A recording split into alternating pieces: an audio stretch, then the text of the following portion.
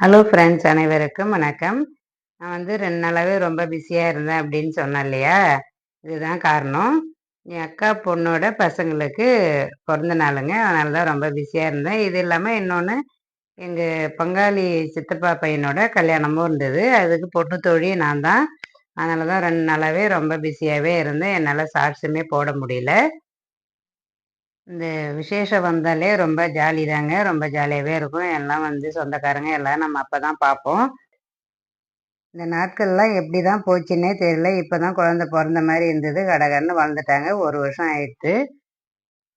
அதுங்கள இப்ப தான் குட்டி குழந்தையா நம்ம கையில வாங்கி தூக்கின மாரி இருந்து கடகடன்னு வளர்ந்து, இப்ப வந்து 1 வயசு ஆயி, அழகா வந்து 2 அடி எடுத்து வச்சு நடக்குறாங்க. அத பார்க்கவே நமக்கு வந்து அவ்ளோ சந்தோஷமா இருக்கு.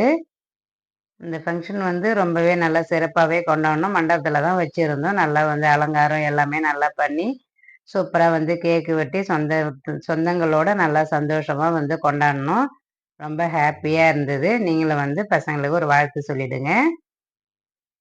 Thank you.